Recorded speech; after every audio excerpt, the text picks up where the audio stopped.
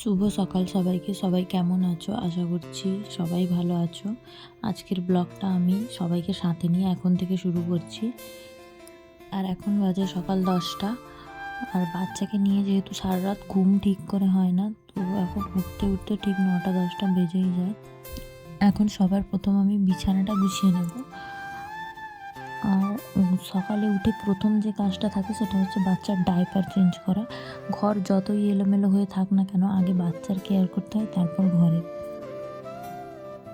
আর এই যে দেখলে কিছুক্ষণ আগে চুল আঁচড়ে নিলাম, না হলে তো নিজের জন্য একটু সময় বের করা যায় না। আর কি বলতো, দেখো, বিছানা গোছানো, ঘর গোছানো, নিজেকে সময় দেওয়া, এগুলো তো সারা জীবন হয়ে থাকবে। কিন্তু বাচ্চারা তো ভীষণ স্মল পিরিয়ডের মধ্যে বড় হয়ে ওঠে না, তো এই সময়টা হয়তো আর কখনো পাবো না, খুব তাড়াতাড়ি চলে যাবে। তাই আমি যতটা পারি বাচ্চাকে সময় দেওয়ার চেষ্টা করি।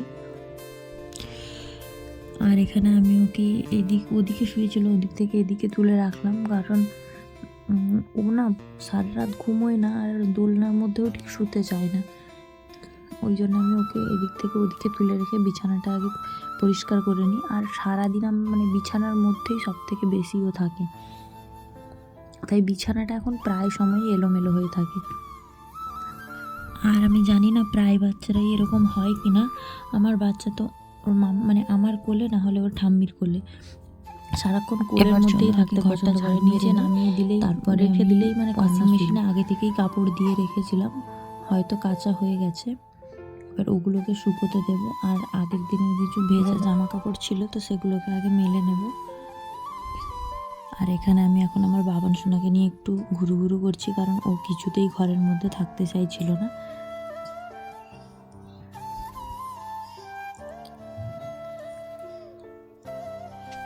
এই ফাঁকে আমার একটু হাঁটাও হয়ে যাবে, কারণ সিজারের পরে তো ডাক্তারবাবুরা বলেই থাকেন যে সকালে কিছুক্ষণ আর বিকেলে কিছুক্ষণ হাঁটতে। আর বিকেলে তো সময়ই হয় না ওইভাবে, কারণ ওই বিকেলের টাইমটাই একটু ঘুমোয়, তখন আমার নিজেরও ঘুম পেয়ে যায়। আর দেখো, কাপড় মেলতে মেলতে রেখে দিয়েই আমাকে ঘোরাতে হচ্ছিল, তো এখন আবার কাপড়গুলো মেলে দেবো।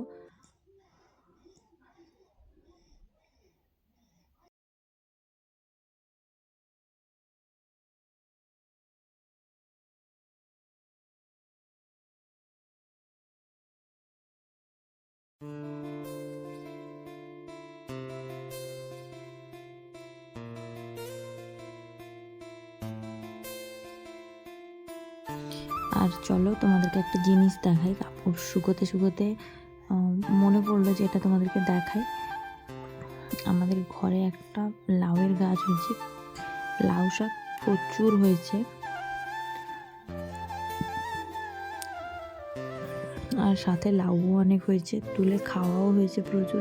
আর দেখো, শাকগুলো খাওয়ার থেকে বেশি দেখতে ভালো লাগছে না, এত সবুজ সবুজ, পুরো চালাটার মধ্যেই হয়েছে। আর এবার আমি ঘরের মধ্যে স্নান টান করে নিয়েছি, এসে আমার বাবান সোনার জামা কাপড়গুলো ভাঁজ করে নেব। ওর জামা কাপড়গুলো ওই মোটামুটির মধ্যেই ভাঁজ করে রেখে নিই, কারণ ওকে তো পরাতে লাগে, তাই খুব ভালো করে ভাঁজ করা হয় না। আর কি বলতো, ও সারাদিন যেগুলো গায়ে দিয়ে থাকে ঘুমানোর সময়, ওইটা আমি রাতে গায়ে দেওয়াই না, রাতে অন্য আরেকটা গায়ে দেওয়াই, যেটা ভাঁজ করে রাখছি, রোদে দিয়ে ওটাকে ভাঁজ করে রাখি, তাহলে শীতে ওর একটু আরাম পায়। আর আমি এই ডাইপারটা দেখাই, আমি এটা নতুন কিনেছি, আমি জানি না কেমন হবে। আর আমি এর আগে হাগিসটা, প্যাম্পার্স এগুলো ইউজ করতাম, তো এই ডাইপারটা আমি নতুন আনিয়েছি। আর ফ্লিপকার্ট থেকে আনালে না একটু সস্তা পড়ে, 48%, 30%-এর ডিসকাউন্টে থাকে, তাই আমি এইটা অর্ডার করেছি, তো ব্যবহার করি, দেখি কেমন। আর সোফার মধ্যে কালকের কিছু জামা কাপড় আমার আর বাচ্চার ওই কয়েকটা কাঁথা রাখা ছিল, ওইগুলোকে আগে ভাঁজ করে নেব। আর আমি একটা কথা বলি, আমার চ্যানেলটা নতুন তো নয়, আগে ভিডিও পোস্ট করতাম, তোমার তখন মোটামুটি ভিউজ ভালোই আসা শুরু হয়েছিল, তো কিছু কারণের জন্য আমি ভিডিওগুলো পোস্ট করতে পারিনি, আবার অনেক দিন বন্ধ ছিল, প্রায় 1 বছর, তো এখন আবার কন্টিনিউ করবো ভাবছি। তো তার জন্যে তোমরা সবাই একটু সাপোর্ট করো প্লিজ। দেখো এখানে জামা কাপড়ও আমার ভাঁজ করা হয়ে গেছে, এবার সব জায়গায় রেখে দেবো।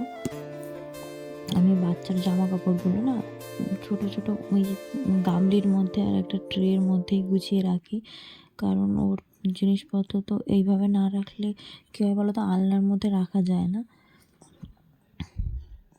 ভিডিওটা আমি এখানেই শেষ করছি, আর ভিডিওটা খুব একটা বড় করলাম না। যদি কারোর ভিডিওটা ভালো লেগে থাকে তো প্লিজ লাইক করে দিও আর চ্যানেলটাকে সাবস্ক্রাইব করে দিও।